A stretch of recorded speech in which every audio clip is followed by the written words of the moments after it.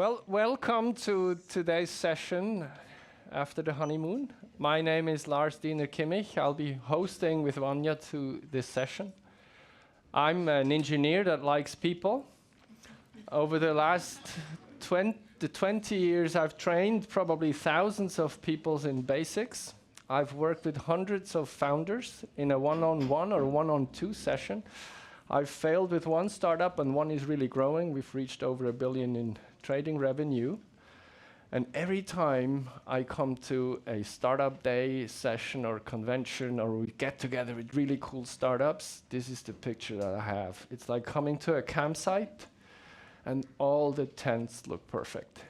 Everyone's going like, wow, we're cool, look at this. And you're like, yeah, my tent looks cool, but we all know what it looks like or can look inside. Everyone been camping lately? Has kids? You know what can happen in all these tents. So this is basically our opening theme that we say, okay, we're all perfect on the outside, or at least look perfect, or try to be, and there's sometimes good reasons and occasions, but we want to get inside and talk about the insides. So when I got asked whether I could contribute or help do this session, I said yes, I think before Pascal was finished asking me, because I thought this is a really important topic. And I think what's important for this is also to set, probably not the stage, but the scenery that we can have these conversations because they're key. With me today, we have with Vanya and two colleagues, peers actually also from startups. Today, what we need to be looking at a bit is our time boxing, how we use the time wisely. So we're going to get to know them a bit better in stages. So the first question just goes straight out to the both of you, Markus and Flavio. I'm happy to have you here. We've had a bit of a preparation together, but also some of the stuff you'll be sharing I have not heard yet. So this is going to be interesting for me as well. One question, why did you say yes to come to this session, Markus? Yeah, I mean, I started the company together with a co-founder, and today the company has only one founder left. So I think there's a story to tell. We can't go into very much detail, but I'm a kind of person who needs to hear things 5 times until I understand something and believe in it. So if I can contribute so that you hear some of this once, then you need only 4 more, and then you're good. Beautiful. Flavio, why did you say yes? I think I can second what Marcus said. At the end of the day, I think it's really important to hear these things, and some of the things you may know or may not know. And I think some of the things which we're talk about today, I did not know. Some of the things I knew, but we still couldn't avoid them fully. But maybe later a bit more to that. Vanya, one sentence, why? I mean, Pascal can confirm, but at first I was a bit hesitant to host a session here, but as soon as we somehow... No. But as soon as we somehow found out that we were going to be focusing on this human angle, I felt like it was really interesting because it's rarely talked about, but it's very valuable for future, but also already existing entrepreneurs. And like yourself, I like humans too. What I found an interesting anecdote, you said you were a bit reluctant, so to prepare for this a couple of months back, I think it is, invited for 30 minutes. We talked for 2.5 hours. So that was interesting. So we're tapping into something that probably needs that space to have the conversation. So we're on a campground, and we have goals that we propose for today. So you're probably faster at reading it, but the point is really, like Marcus just said, if you're hearing it for the first time, or if that's the first time you're asking yourselves these questions, we want to initiate that you have these conversations. Sometimes it's a conversation with yourself, sometimes with your co-founder, and it's an honest conversation about what you're actually doing. I think also with your life. So this is what we want to do. And I think we're all going to be happy if you've seen the handout. You can sneak peek if you want, or you can look straight forward to what we're doing here. But on the back side, there's a slot left where we think if we're reaching our goal today is that you're actually writing down which conversation is the next one you need to be having. So this is why we're doing this session. Now, like on a campsite, we need some rules. Here's the rules. What we would not want you to do is that you start mansplaining to your neighbor how things are supposed to be done. And we don't believe in perfect stories. Stories need to be crafted, sometimes through reflection, sometimes through sharing. So try to share the perfect stories, the mansplaining we had there. Originally we thought this is going to be quite an intimate way of exchanging. no pictures, no videos. The way we're handling it right now is the 4 of us, we're going to be responsible of what is going to be released of it. The session is being recorded, but not automatically uploaded. So depending on what's going to happen today, however, whatever you're going to be sharing through a microphone is going to be recorded. The 4 of us are going to make sure that we're only going to release stuff that we think is not going to hurt anyone. Okay? Everybody okay with this? Goals and ground rules.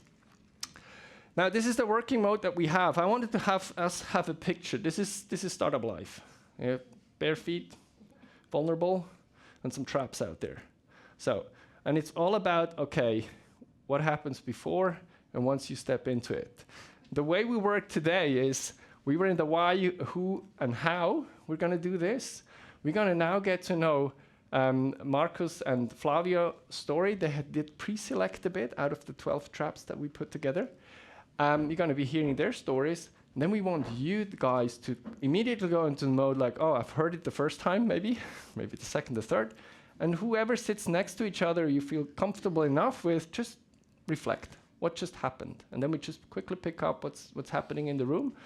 And we'll go in the second part of the story, whether they actually hit that rake or not. How were they able to avoid it? And if not, if they really stepped into it, then usually the rake will pop up. Like, you get like an immediate face plant.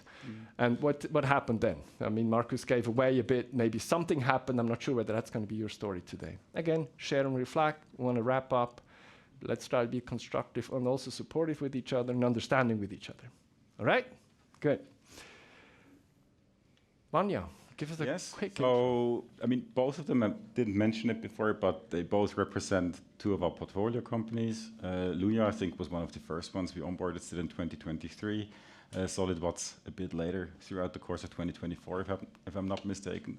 At the end of the day, KickFund is the last step in the Kick pipeline, which is illustrated on this slide here, which basically takes ideas through team formation, through building a business case, through eventually incorporating a company.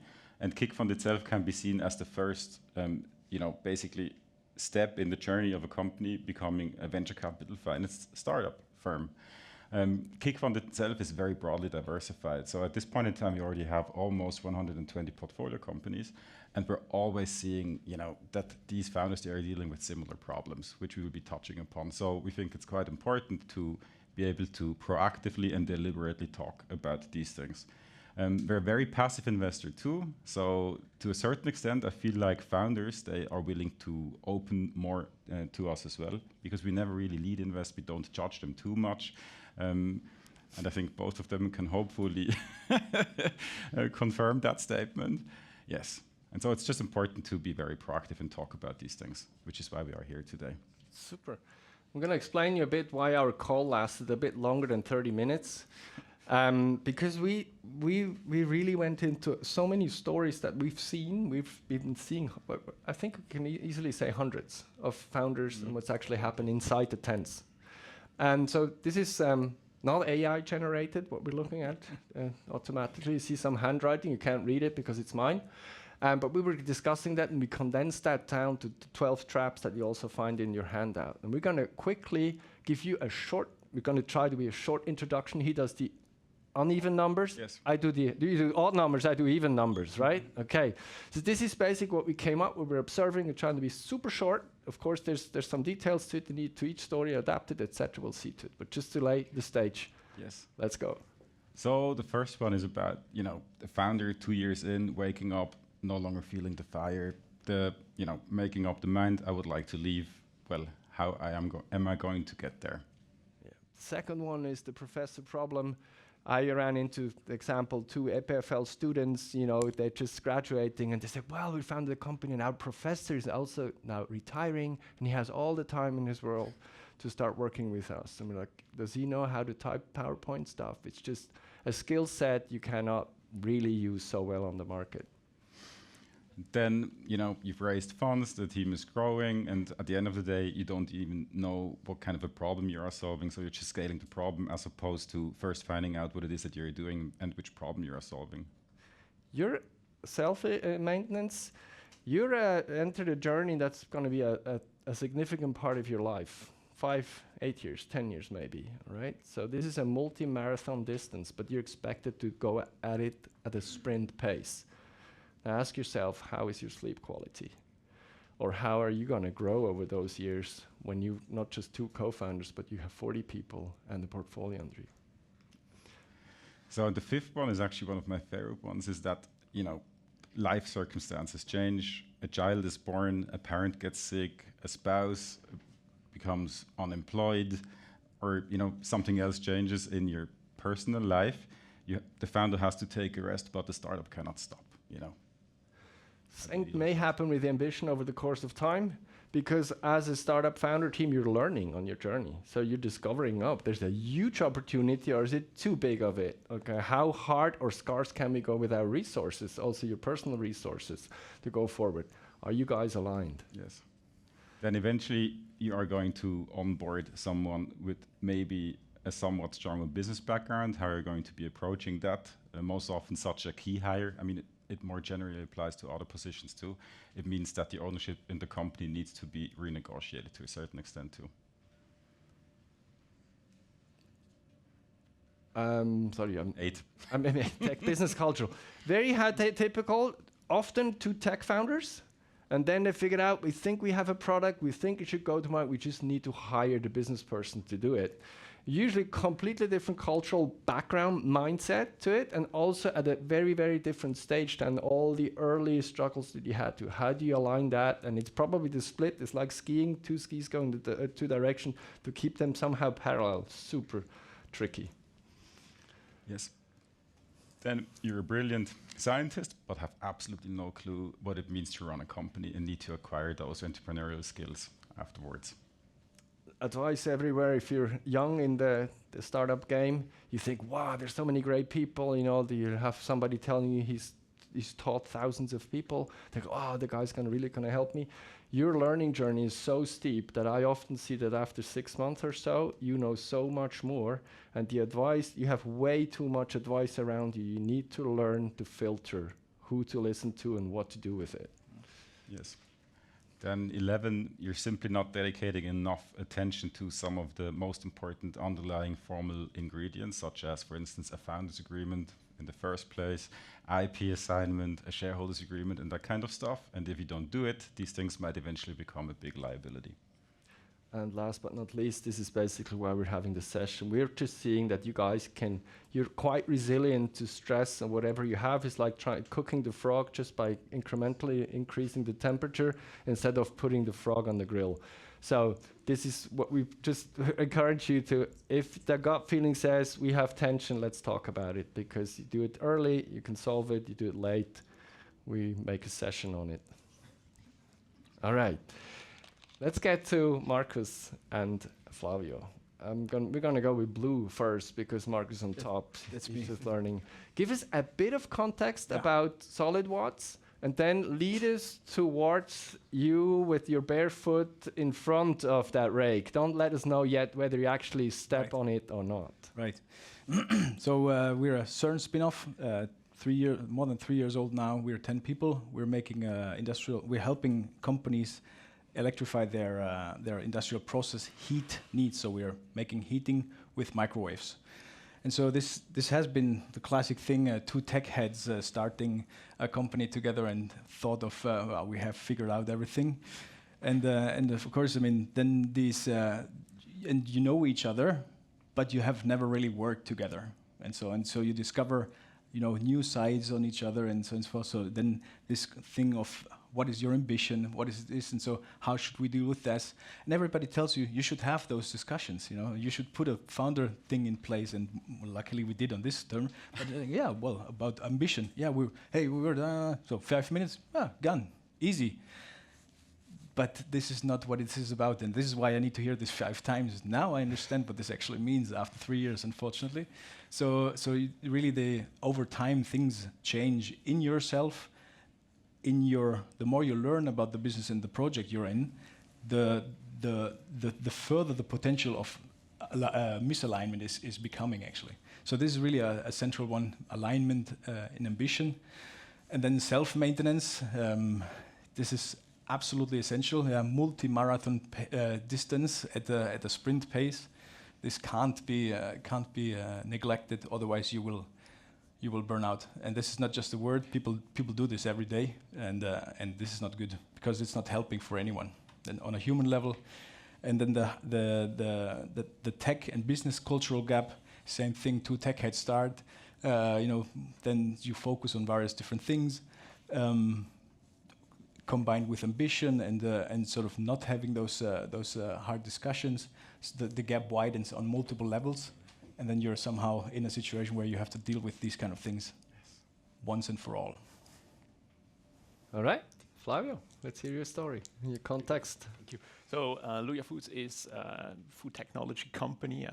We have developed a solid state technology that allows producers of industrial side streams, so byproducts of the food industry, to upcycle them using fermentation technology into delicious products. Currently, we're working with tofu, and the byproduct of tofu, that is okara, that is transformed through fermentation into a delicious tempeh-like product, which is called Duja, partially on the market or under different brands. So here it's a technology topic. So we started off with research at the Bern University of Applied Sciences, the BFH. That's essentially where 3 of my co-founders worked. One was a professor, one was the senior assistant, and one was a student. I'm a business person.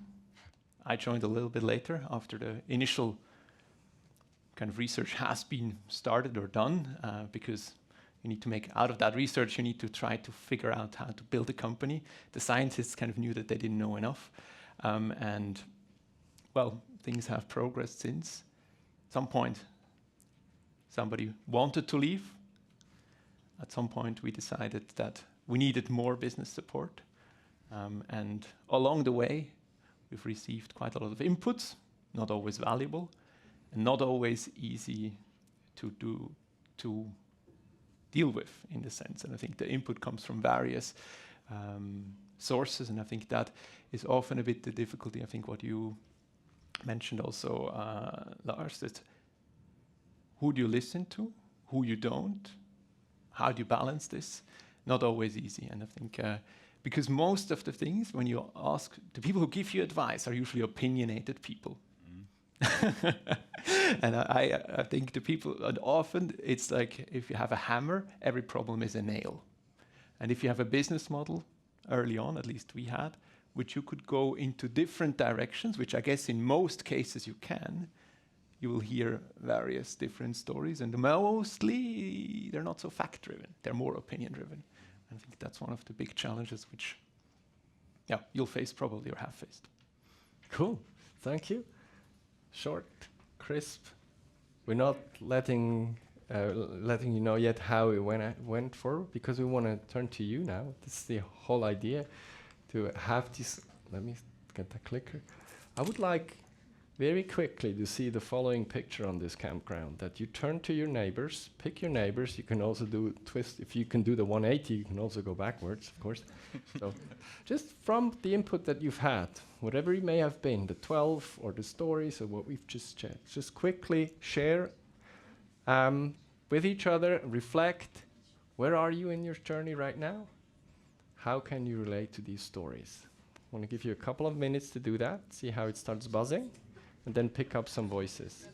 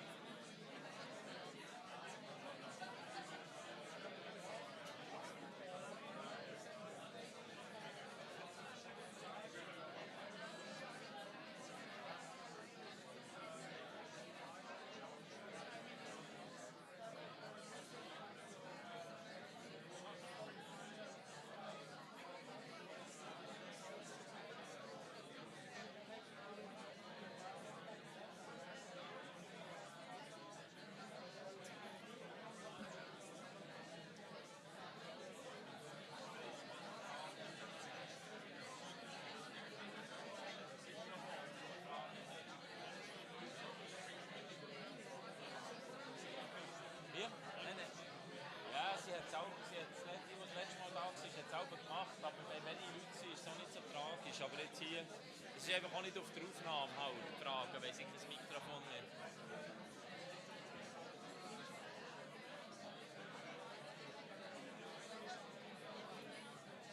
Darf ich das Mikro noch ganz wenig vornehmen? Die redet alle so schön leislich. So, dann habe ich die noch nicht besser.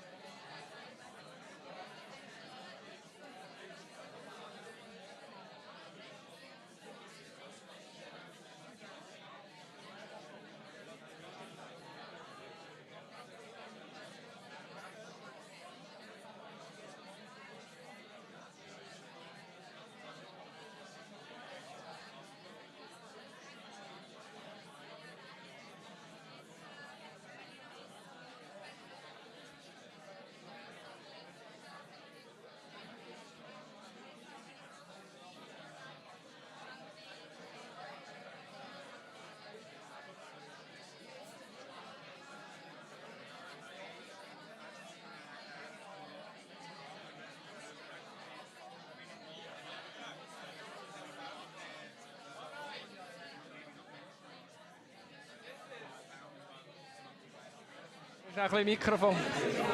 Okay, all right. So this is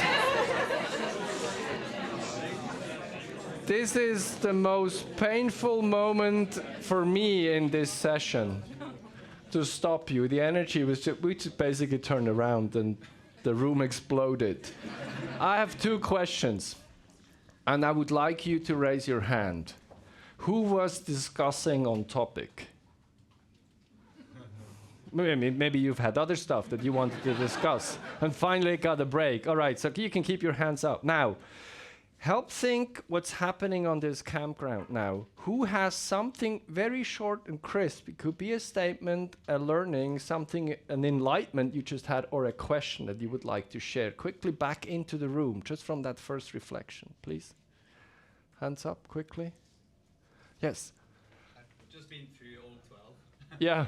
And reflecting, it was all about governance. And so my question is, how do you solve it? Make sure you have a mechanism in place to actually Solve all of them. All right, let's take that back to the startups. Let's see how they've solved their 3 or 4. Another one? Yes.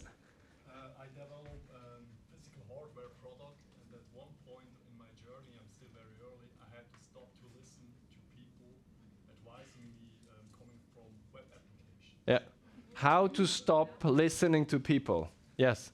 What is the correct point in time to take a business person into a tech startup? Okay. We've got that conversations right there. Yeah? The timing of a business person. There was a So never rely on, we're friends, it's going to be fine, we understand each other. Always put it on paper. Okay. Yeah. Cool.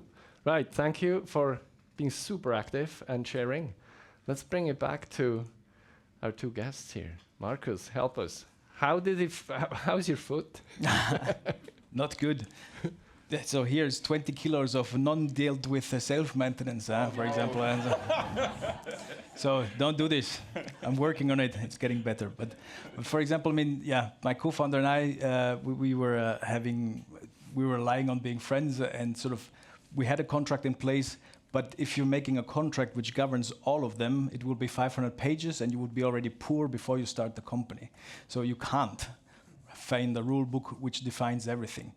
The basic rules, yes, sort of like the mechanisms, what happens there, but all boils down to, and this is not a business advice, it's general life advice to the 12th one, you have to have those hard conversations. And if you go out of this conversation without conclusion whatsoever, you have to have it again and again and again, until you have a common understanding. And if you don't, then is already a red flag. And this is what happened with us as well. If you can't get into a place where your ambition is aligned, and you know the level of risk you're taking, what I said earlier, when you start, you know, you take decisions together, and then you start speaking about fundraising and risk, and then it's like, yeah, it's all good, and then you're like, yeah, but we don't have money in the bank for now. This is very difficult. And yeah, okay, maybe we should do this differently. Play it safe, or don't. And then, you know, once you're tested, this is where your true colors shine through. And only then somehow you can put this on the table. And then, like, if one is driving with the foot on the gas and the other one is driving with the foot on the brakes, not saying here which one was which one, then of course the vehicle doesn't really go anywhere. And so again, hard conversations. It does a lot of smoke, and that's creates a lot of heat, absolutely. And that's not helpful for anyone. So really, in our case, we involved the board. We had a structure around. We were discussing how could be, you know, scenarios of transfer of some shares and so on and so forth. In the end, we couldn't really come to a conclusion, and sort of like this was then terminated one way or another. And I'm here today. Not the other one. And so in a way, this is a very sad thing, because it shouldn't come to this point, but again, you can't make a playbook which foresees all of those things. There are early signs, and this is what we are trying to identify here. You know, if you're just aware of it, and again, now this is the first one, another 4 times, if you think about and you look out for those early signs, then act upon, have the 12 and have the hard conversations. Because then it's about alignment, it's about all of the other expectations you have, and if you don't, then you live under stress, and then it's an easy thing to go into these vicious cycles of not having sports, eating too much, sleeping not good, and then getting out of this is tough. It's tough. Thank you for sharing. Flavio? Well, so the good thing is the company still is alive, so some of these traps we could at least manage. And so maybe just to recap quickly, I said Luja was founded by 3 tech people plus me. And that was very early. There was no funding around at that point, to your question. It was really, there was a technology, but how do you make out of that technological idea something? I think you've got to get somebody in very early, because it's a very, very different mindset. If you being a researcher, translating this into a business topic, a business question, I think requires probably different skill sets. So I think this we did right. As a team, we started to work closely at the very early stage. At that point, we were just actually only supported by Gebert, who helped us in the research phase. But at that point, we also had a professor involved. That when we founded the company, we had some long discussions about this. How do we do this? Found an agreement, which in hindsight wasn't really a good one. I think it was a 20% or a part-time involvement on top of 100% professorship. Very quickly we learned there's not enough time, but it was very hard to do that discussion, because that person was the superior of the other 2 co-founders. I came in from the external, couldn't really push all of it through. I knew it was complicated. I knew it would probably not work, but at that point kind of probably made that concession as a team. Very quickly afterwards, everybody realized, or at least 3 people realized, that doesn't work. Started to have a discussion to resolve it. End of day, takes 2.5 years later, a lot of legal fees, and the problem is solved. But You think? Huh? You think that it is? oh, it is solved now. It isn't solved now. But it is costly. It costs a lot of nerves, and it happens when you don't want it to happen. If you need to raise funds and somebody blocks your cap table and stops talking to you directly only through his lawyer, then things are really, really annoying. So you want to avoid that, and I think you need to have these discussions much, much earlier. And I think we didn't do that very well. I think what we did well, couple times after, we had somebody else of our original founding team. He wanted to leave, and that was done in a very structured way. It was discussed openly. It was shared why, and I think everybody understood. It was out of personal reason. Mike, one of our co-founders, he decided to move back to where he came from, and we had a very open discussion. How could we structure this? He informed us about 7, 8, 9 months earlier and said, look, I could work until then. Let us know. Let us discuss how could we solve that. We solved both the employment part. We also solved the company shares part in a honest discussion and in a good way, I think. And I think that was then kind of the other time. You can also do it well, but it also obviously needs. Yeah, it's very hard if the expectations are extremely different. I think that's a little bit to Marcus's point. If there's a big misalignment, then it's very hard to get it back. And I think that's probably one of the tough ones. And I think lastly, we also managed to onboard another business person. So Luia is now 1 tech founder, 2 business people. And so at some point we realized that the business needs more business. And so we added somebody. Again, it was done out of, I think, a real reflection. What does the company need? And then together with our shareholders, together with the board, we kind of said, okay, well, how could we make this happen? Because it's not so easy. You need to get that person probably some shares. How do you do that if it's not founder shares? And you need to have an open discussion. The person who joins needs to also be able to make some concessions. And again, it's about having a discussion, it's not going to be the perfect solution. I think that's also one of the things. It's never going to, like in a perfect world, you would have done it differently, but there's workable solutions if everybody is willing to make a certain amount of compromise. But I think in interest of time, I'll leave it here. Wonderful, Marcus. Yeah, can I say something? Because this was a question, and I actually did not talk about this much, tech business cultural gap. And because you said it as well, the question was, when you should bring a business person? And statistics say, it's like, yeah, I mean, most of the startups are built by tech heads. And then, well, you need to make the difference between what this means, business person. If you manage from your tech perspective, go away from the word tech towards product, because this implies already customer and customer perspective on that, you may be able to cope it with this for a while. Because anyway, as a founder, you need to do the sales anyway, because you're the ambassador of the company is the product is you. Now, having said that, what happened at our place, but we managed to bend it around, is that I was the guy who had more the product vision, however, not enough experience, strength to somehow close the gap between the tech team and the business team. So there is a cultural gap opening in between those two. And if you cannot bridge this, then you need to reinforce one side or another side somehow to bring this back. And ultimately, yes, you cannot have a tech company without selling the tech. So it's obvious that you have to. The question is when. And I would say either you manage to keep this cultural gap closed by yourself because you have the mindset of product and customer, or you need reinforcements on that side to keep this gap closed. Because if they're not talking to each other or not working to each other, you can't. Cool. Let's go to the second session, or second part. The next thing where you're not going to surprise us anymore is that it gets immediately active again. And what this time we would love to see is that you start focusing on that blue line, the blue text on it. What we'd love to see is that you write down what's the next conversation that you're going to have. And then let's see who's actually willing to share that. Now, some of you, I suspect, are not tech startup founders here.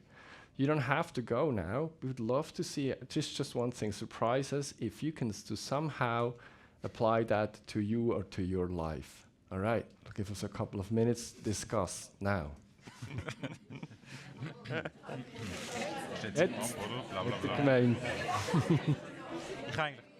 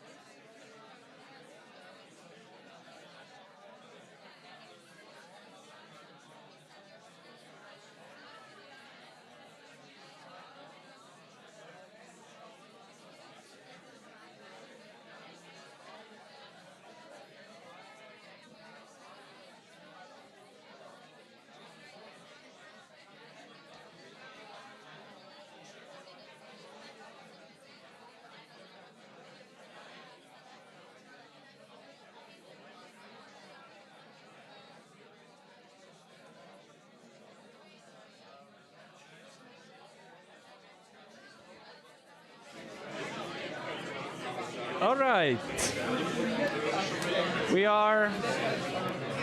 I would love to have your undivided attention.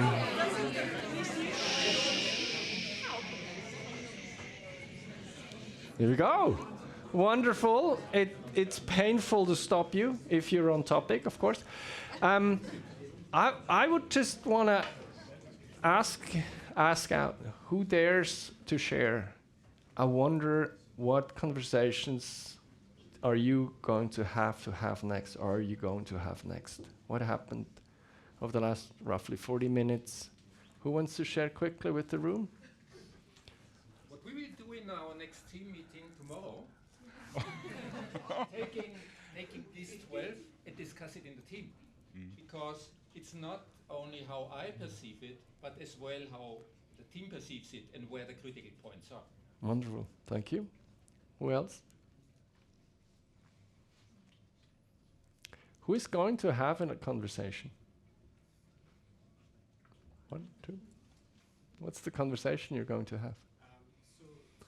Tomorrow I'm literally having a conversation with one of the people that I came with here in South Africa. She's busy with a speech-to-text thing. So tomorrow I'm going to speak with her. Okay, very nice. So we sort of have a little bit of a professor problem. We've been avoiding the hard conversation about. We're gonna mix 2 and 12 and do the hard conversation. All right. Okay. Anyone else? Yeah, Kevin. So honestly, I'm going to thank my co-founder because with a great co-founder, he's pushing you for self-maintenance. You can have with a great co-founder the hard conversations, and yeah, he's pushing you for the ambitious. So I'm going to say thank you to my co-founder. Oh. Because we got Very nice, huh? Watch these guys, I know them. They're not really, I mean it. Beautiful. I would like to just have the energy hop over to Marcus and Flavia to wrap up that we said, okay, perfect on the inside, human, and perfect on the outside, human on the inside. For a session wrap up, I ask you your whys you came in, you actually joined for this session. What's sort of the last word, the wrap up, Marcus? Yeah, you're not alone. There's a mess in every tent. There is no perfect tent from the inside. And so that's something you really have to understand, which then allows you to ask for help. Asking for help is one of the toughest things I need to do in my life. And if you can do that, you're on a good path. But for this, you have to accept first that there is a mess everywhere. Flavio? I think maybe the thing to take away is you know, at the end, these problems, they're all solvable. They're very hard, but they're solvable. I think that's maybe what we learned, and I think it's on our journey, and I think I hope that some of you take that away as well, that it can be solved, but it needs to be solved and better earlier than ever. And I really liked your point, by the way. I've thought about that when you just mentioned earlier about the tech and business gap. And I think one thing we did a couple times over the years, not on a very regular basis, but we just did feedback sessions in our founder team and just mentioned only positive things. What do I value about you? And I think it's really nice. It does good to you, but it also does good to the others, and it does good for the team, because I think it kind of makes you step into somebody else's feet and kind of look at the business from what have they contributed that I couldn't. And I think it only works as a team. Also through these hard situations, you need to manage it as a team and not as a one-man, one-woman show. Thank you. We have a screen problem that distracted me slightly. Anja? Yes, I mean, just two of the things we were talking about while you were having conversations with one another again is that, I mean, all of these things, they surface in different venues, and, you know, the most important ones, from my perspective, are in front of investors, first of all. These kinds of things can be very disruptive. SolidWatts, for instance, the way that I found out about the departure of this co-founder was by me just going through the agreements, and there was something odd in there, where the agreement was basically differentiating between how Marcus will be dealt with and his co-founder. And so I reached out to him, hey, what is going on here? But nevertheless, he has somehow been able to navigate that very fragile you know, process of getting a financing round to a closing, which is great. And the other thing where I think these problems can have a very detrimental impact too is in front of early employees, especially at the earliest stages of the lifetime of a company, because the founders are still so crucial to, you know, whatever it is that the company represents. It's very important to be able to manage those relationships, you know, very carefully as well. I can just quickly build on that and possibly be very short on it. Obviously, we work with a lot of founders, founder teams, etc. There's so many ideas that I have when we coach, when we work with them, what we could do. One of the things I often come back to is that helpful idea that tension is a source of energy. So all of you in your lives, you'll have tension, being it with your co-founder or with somebody in your team, etc. Now, looking at this and being locked in, that's gonna block you. But if you manage to think of it, okay, how could we use this tension as a source of energy towards a common goal? That's also very helpful. And that's just something I often do with the team members when we work with each other. Sometimes you can sense it in the air, sometimes even almost physically. Just make that feeling, maybe I just invite you to do this. If you feel that tension, ask yourself, where do we want to head to and how can we use and release that energy towards that direction? That's a little bit of coaching advice from my side. And we're going to conclude. You have this handout, share this openly as you want with it, work with it, do the team check. I think thank your founders. I think there's some great ideas with it. Maybe have more ideas to it, so we all share that openly. It is my point now. There's, of course, thank Flavio and Marcus. I think that is a round of applause for coming out here and sharing.